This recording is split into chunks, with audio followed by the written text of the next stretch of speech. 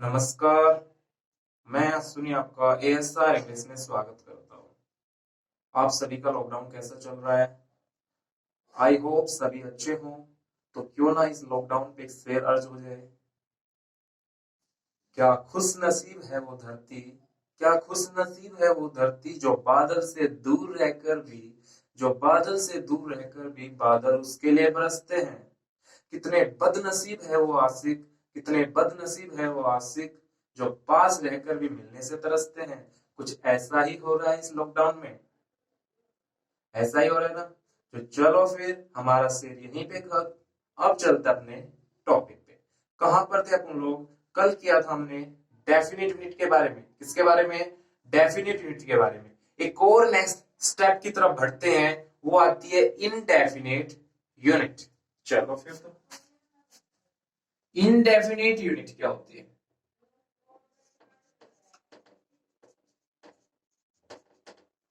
देखो, indefinite unit क्या होती है? इनडेफिनेट यूनिट का जो स्ट्रक्चर रहेगा वो कुछ इस प्रकार से रहेगा। Unit of plus noun. जो वर्ब रहेगी वो हमेशा प्लूरल हेल्पिंग वर्ब रहेगी। कैसी रहेगी? प्लूरल हेल्पिंग वर्ब रहेगी। यूनिट रहेगी वो ऑफ से पहले भी प्लूरल रहेगी, और जो नाउन रहेगा वो भी प्लूरल रहेगा। तो मीन्स ये दोनों प्लूरल, तो हेल्पिंग वर्ब भी कैसी होगी? प्लूरल रहेगी।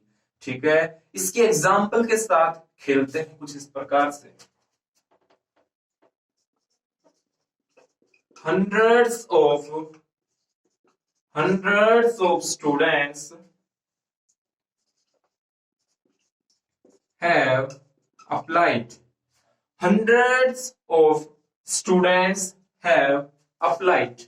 क्या इसमें कोई एरर है? देख के देखो, सेम टू सेम यही स्ट्रक्चर है। हमने डेफिनेट यूनिट के बारे में पढ़ा था, कहा था कि 100 के साथ में ऐसे यूज नहीं करते, लेकिन वो डेफिनेट यूनिट के स्ट्रक्चर के बेस पे था। लेकिन इसमें तो कुछ अलग ही है कि ये स्ट्रक्चर बन रहा है, तो मीन्स इसके साथ में 100 है। 100 कैसा होना चाहिए? प्लूरल है, बिल्कुल सही कहा। उसके बाद ऑफ है और उसके बाद नाउन है। नाउन भी कैसा है अपना? प्लूरल है, बिल्कुल सही। हैव प्लूरल हेल्पिंग वर्ब है या नहीं है? तो मींस इनडेफिनेट यूनिट का स्ट्रक्चर रहेगा unit plus of plus noun, और यूनिट भी प्लूरल रहेगी, नाउन भी प्लूरल रहेगा। तो हेल्पिंग वर्ब कैसी रहेगी? प्लूरल हेल्पिंग वर्ब रहेगी। तो ये स्ट्रक्चर इस पे बेस करता। कुछ और एग्जांपल से खेलने की कोशिश करते हैं।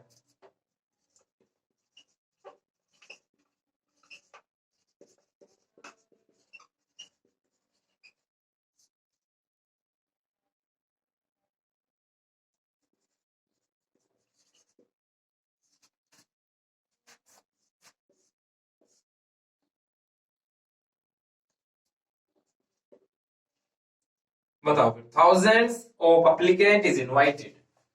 ये मेरा पहला पार्ट है, ये बी, ये सी, अब ये डी। No error. तो इसमें बताओ कौन सा पार्ट में एरर है और कौन से पार्ट में एरर नहीं है। बताओ देख के, चलो इसको ध्यान से। थाउजेंड्स ऑफ एप्लीकेंट मींस ये अपना डेफिनेट यूनिट के अंदर नहीं आ रहा, इंडेफिनिट यूनिट के अंदर आ रहा है। ये स्ट्रक्चर फॉलो कर रहा है, तो यूनिट प्लूरल है, ऑफ आ रहा है, तो मींस नाउन भी कैसा होना चाहिए? प्लूरल होना चाहिए। ये बैंकिंग का एरर है। कैसे? क्योंकि इसमें दो दो एरर मिल जाएंगे, तो मींस बैंकिंग के अंदर ही आते हैं दो दो एरर। तो एक एरर तो एसएससी के अंदर ही आता है, जबकि बैंकिंग के अंदर दो एरर भी आ सकते हैं, मोर देन टू भी आ सकते हैं। तो मींस इसमें दो एरर है। एक तो अप्लीकेंट्स होगा, और जब ये अप्लीकेंट्स होगा तो मींस ये प्लूरल, तो ये भी अपना प्लूरल हो जाएगा। ठीक है, यहां तक समझ में आया? और एग्जाम्पल के साथ खेलते हैं, फिर पता चलेगा कि अच्छे जितने एग्जाम्पल किए जाएंगे उतने ही ज्यादा समझ में आएंगे।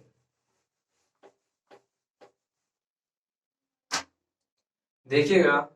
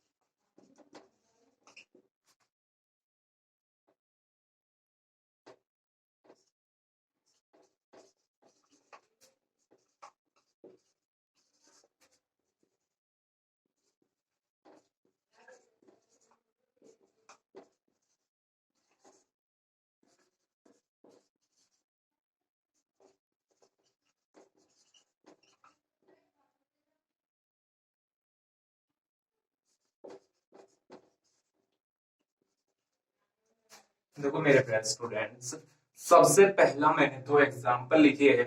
आपको एक छोटी सी चीज पता होगा, छोटा सा नॉलेज होगी किसके बारे में। जब भी कुछ कहते हो मुझे 5-10 रुपए दे दो, मुझे 100-200 रुपए दे दो, 500-1000 रुपए दे दो, 1000-2000 रुपए दे दो, तो मीन्स आप लोग बढ़ते हुए क्रम में लिख रहे हैं ना। सबसे पहले छोटी यूनिट, फिर बड़ी यूनिट, फिर उससे बड़ी यूनिट, फिर उससे बड़ी यूनिट। मीन्स ये असेंडेंसी मीन्स आरोही क्रम, मीन्स अवरोही सॉरी बढ़ता हुआ क्रम, मीन्स बढ़ते हुए क्रम में आप लोग लिख रहे हो, तो मीन्स असेंडेंसी में लिख रहे हो। मीन्स सबसे पहले छोटा, फिर उससे बड़ा, फिर उससे बड़ा, फिर उससे बड़ा, यही होना चाहिए। सबसे पहला सेंटेंस देखते हैं, क्या ये मेरा सेंटेंस सही है। देखते, lakhs of hundreds of thousands, सबसे पहले तो छोटा आना चाहिए। मीन्स ये अपना यहां पे आएगा, ये अपना यहां पे आएगा, ये अपना यहां पे आएगा। स्टूडेंट के साथ में ऐसा आएगा। मैंने बता दिया, ये यहां पे आएगा, ये यहां पे आएगा। आपको समझ में आया? फिर से बताते हैं। देखो सबसे पहले छोटे यूनिट, सबसे पहला, उस ऑफ के बाद उससे थोड़ी सी बड़ी, थाउजेंड है। 100,000, 100 के बाद थाउजेंड आते हैं, 100 के बाद लैख आता है, 100 के बाद 1000 आता है, 100 के बाद लाख आता है, 100 के बाद 1000 ही आता है। तो मीन्स उसके बाद थाउजेंड, और फिर ये लैख आ जाएगा, लाख हो जाएगा अपना लास्ट में। ये था यूनिट का एक छोटा सा स्ट्रक्चर की मीन्स बढ़ते हुए क्रम में लिखना है इनको, यूनिट को। तो मीन्स यहाँ पे स्टूडेंट है और इसके साथ में एस लगेगा, क्योंकि अपना इंडेफिनिट यूनिट का यही स्ट्रक्चर होता है। ठीक है, उसके बाद lakhs of crores of thousands of, lakhs of crores of thousands of hundreds of, hundreds कह लेना इसको, क्योंकि थाउजेंड अपना हो चुका है। Means hundreds of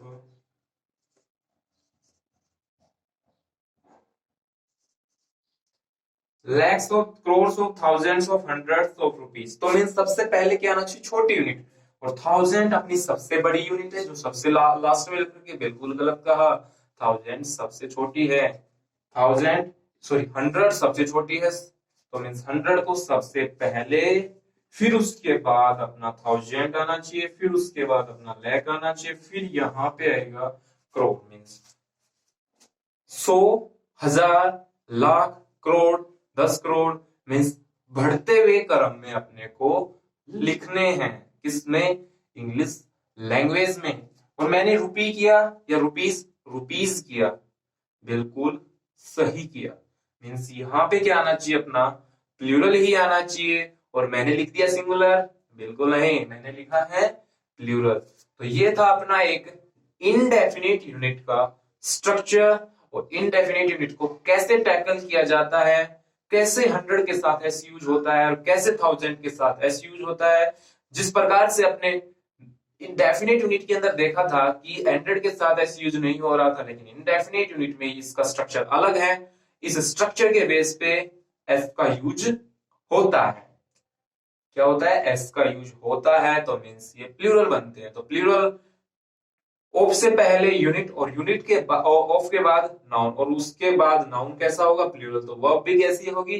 plural. यही था अपना किसका स्ट्रक्चर? इनडेफिनिट यूनिट का स्ट्रक्चर। लास्ट में इसलिए बताता हूं क्योंकि आपका रिवीजन हो जाए, बार बार इसलिए बताया जाता है क्योंकि आपका रिवीजन हो जाए, इसलिए मैं लास्ट में बता के चलता हूं कि हमने ये पढ़ा है, ध्यान से देखो। ये था अपना यूनिट का दूसरा स्टेप। कौन सा स्टेप? दूसरा स्टेप। इसको एक बार देखिएगा, फिर चलते अगले स्टेप की तरफ।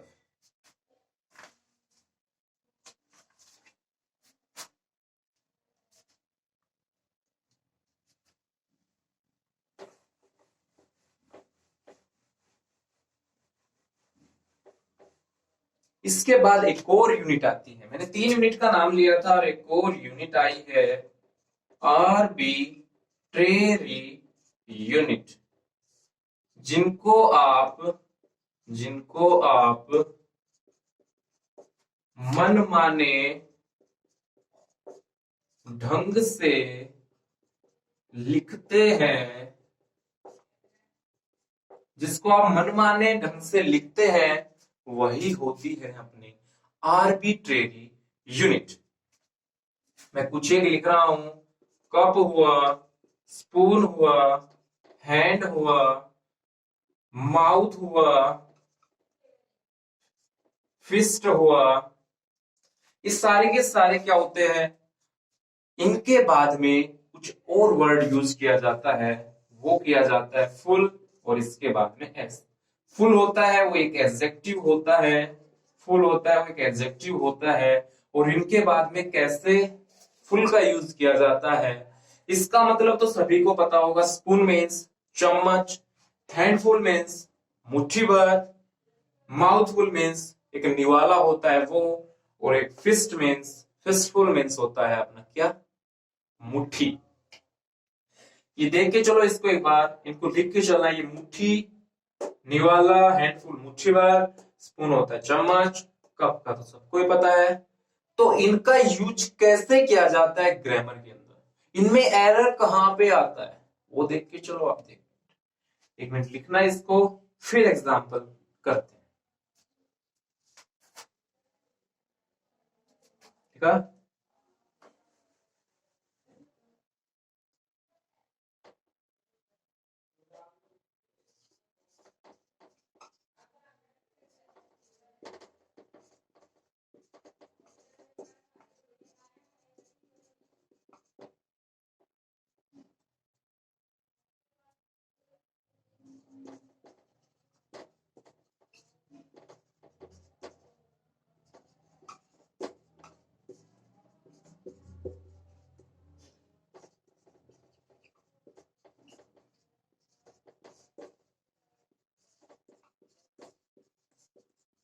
मैंने ये 3 सेंटेंस लिखे हैं, इनमें कौन से पार्ट में एरर हैं, और मैंने जो स्ट्रक्चर बताया फुल्स आएगा, कि स्पून आए चाहे कप आए चाहे माउथ आए चाहे हैंड आए तो फुल के बाद ऐसा आएगा।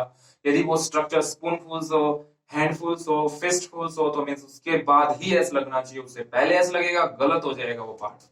देखना क्या मेरा स्पून फुल के बाद एस लग रहा है, नहीं लग रहा, तो ये वैसे गलत। स्पून फुल, फुल के बाद एस लग रहा है, नहीं लग रहा, यहाँ पे स्पून के साथ लग, स्पून के साथ फुल, फुल के बाद ऐसा लग रहा है, बिल्कुल सही है ये। तो मीन्स स्पून फुल्स ही होगा, ना कि स्पून फुल भी नहीं होगा, स्पून फुल भी नहीं होगा, स्पून फुल्स होगा। ये था अपना आर्बिट्रेरी यूनिट का कॉन्सेप्ट। कुछ और एग्जांपल के साथ देखते हैं।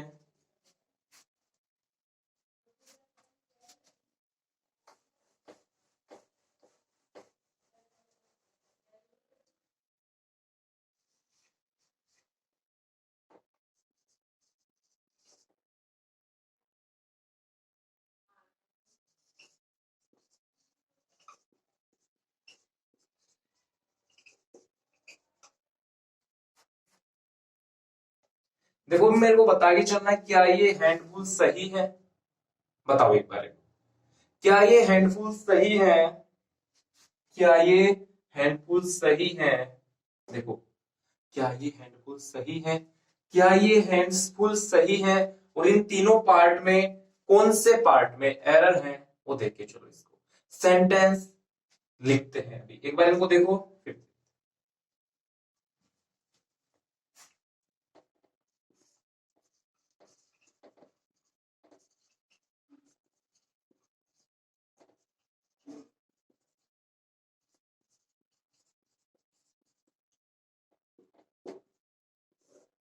देखो सबसे पहली बात है हैंडफुल आएगा, इसके बाद में ऐसा आना चाहिए, ये अपना वैसे गलत। हैंड्सफुल, ये फुल के साथ ऐसा आना चाहिए, ये वैसे गलत। ये हुआ अपना, तो मीन्स हैंड फुल्स है, तो इसके साथ में है जाएगा या हैव आएगा, है जाएगा, हैव आएगा, हैव आएगा, क्योंकि फुल्स की बात कर रहा है, तो हैज नहीं आएगा, हैव आएगा। तो मीन्स ये ध्यान से देखना, हैंडफुल्स हो, ये चीज कॉमन सी चीज है। पहले मैं इसलिए दिखा रहा था क्योंकि इनमें तीन में कंफ्यूजन रहता है। क्यों? क्योंकि हैंड्स फुल भी हो सकता है, एग्जाम में यही आता है कि हैंड्स फुल दे देंगे या माउथ फुल दे देंगे, इसलिए मैंने स्टार्टिंग में आपको 2 मिनट दिए देखने के लिए। इनको देखो केवल, देखा, फिर इन तीनों में इनमें ये आए तो इनकी तरफ भटना ही मत, एक बार इनको देख के चलना, ये सही है, ये सही है, तो सेंटेंस को आगे की तरफ हट के देखना, आगे की तरफ देखोगे फिर मैंने बाद में सेंटेंस लिखा है। ठीक है, ये थी अपनी आर्बिट्रेरी न्यू जिसको आप मनमाने ढंग से लिखते हैं। उसके बाद क्या होता है देख के चलना। उसके बाद आती है अपनी यूनिट। यूनिट का एक और स्टेप वो आता है फ्रैक्शन। बहुत इंपॉर्टेंट अच्छा कॉन्सेप्ट है फ्रैक्शन। फ्रैक्शन को हिंदी में बोलते हैं भिन्न। बोलते नहीं बोलते? एक फ्रैक्शन का पार्ट होता है न्यूमरेटर, एक होता है डिनोमिनेटर। इसे एनआर से डिनोट करेंगे और इसको डीआर से डिनोट करेंगे। अंश हर क्या होता है ये? अंश और हर, यही होते हैं हिंदी में। अब इनका यूज कैसे होगा? अब कह रहे हो कि इनका यूज कैसे होगा इंग्लिश में। फ्रैक्शन क्या होता है? 1/3। क्या ये फ्रैक्शन फॉर्म में है? क्या ये फ्रैक्शन फॉर्म में है या नहीं है? तो मीन्स सबसे पहला स्टेप, ये अपना न्यूमरेटर है, ये अपना डिनोमिनेटर है, ये मेरा अंश है, ये अपना हर है। यदि मेरा अंश एक है, यदि मेरा अंश एक है तो उसको कैसे लिखोगे? न्यूमरेटर इज 1, देन इसको लिखने का क्या तरीका है? इसको कैसे लिखोगे? 1/3 लिखोगे इजिया आर, या फिर 1/3 लिखोगे इजिया आर। ये सबसे इंपॉर्टेंट। यदि 1 होता है वो इंग्लिश में सिंगुलर होता है प्लूरल होता है? सिंगुलर होता है। तो सिंगुलर होता है तो सब कुछ सिंगुलर ही आएगा, तो मीन्स 1/3 नहीं आएगा, 1/3 आएगा, इज आएगा, ना कि आर आएगा। ठीक है, तो ये था अपना एक पहला पार्ट। न्यूमरेटर यदि 1 के बराबर है तब अपना ये स्ट्रक्चर फॉलो करेगा कि 1/3 होगा, ना कि 1/3 होगा। 1/5 तो मीन्स 1/4 भी कह सकते हो, तो मीन्स ये आएगा। अब एक और एग्जांपल देखना। पहला स्टेप, सेकंड स्टेप देखना। स्टेप सेकंड कहता है यदि मेरा 2/3 है तो इसको मैं कैसे लिखूं? 2/3 लिखूं या फिर मैं 2/3 लिखूं, इजिया आर लिखूं, इजिया आर लिखूं? बताओ क्या लिखना चाहिए मेरे को? 2/3 लिखूं? 2 तो मेरे हिसाब से 1 से तो कम ही है। बिल्कुल नहीं, एक से ज्यादा है। यदि मोर देन 1 है न्यूमरेटर, एक से बड़ा है न्यूमरेटर, तो अपने को जो डिनोमिनेटर है वो अपना प्लूरल बनेगा, और ये दोनों प्लूरल बन जाएंगे। 2 हो गया तो इज ना होके आर हो जाएगा, ये अपना गलत हो जाएगा। ठीक है, ये था अपना सेकंड स्टेप। कैसा step? Second step. Third step ये है कि 3/3 करोगे तो 1 हो जाएगा, ये तो फिर वैसे भी नहीं बनेगा फ्रैक्शन। तो एक और स्टेप आता है, यदि मेरा न्यूमरेटर ग्रेटर देन हो डिनोमिनेटर से, तब उसको कैसे लिखोगे? एक बार देखना इसको।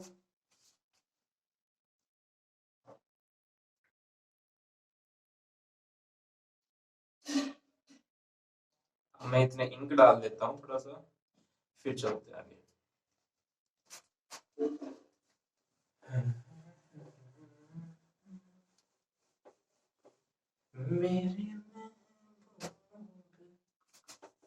Step third. स्टेप थर्ड कहता है यदि मेरा न्यूमरेटर ग्रेटर देन हो डिनोमिनेटर से, तो मींस 5/3। इसको कैसे लिखोगे? इसको लिखने का एक ही तरीका है कि 5/3, ना कि 5/3। इजिया आर, इजिया आर।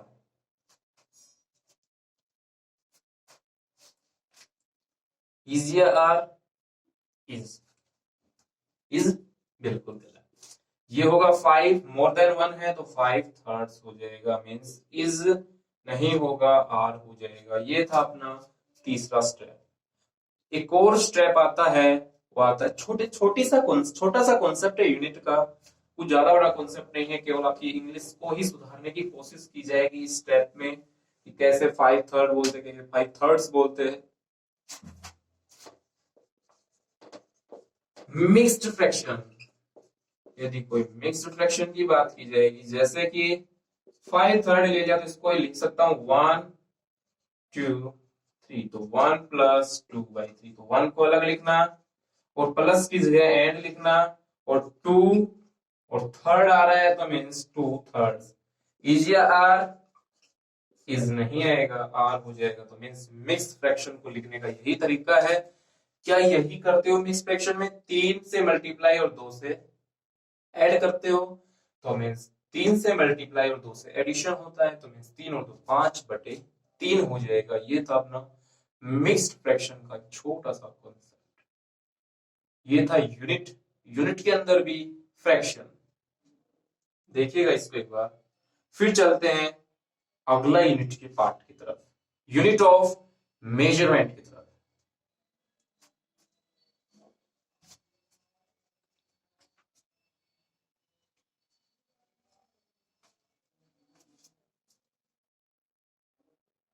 ये हो गया अपना यूनिट ऑफ मेजरमेंट, पढ़ते हैं अपने नेक्स्ट वीडियो में। इसलिए आप ध्यान से इस वीडियो को देखना और नेक्स्ट स्टेप से बढ़ने से पहले अपने चेहरे पे स्माइल बनाए रखना। क्यों? क्योंकि आपकी स्माइल किसी दूसरे की स्माइल बन सकती है। इसलिए हंसते रहो, मुस्कुराते रहो, देखते रहो ASR इंग्लिश, और साथ के साथ पढ़ते भी रहो।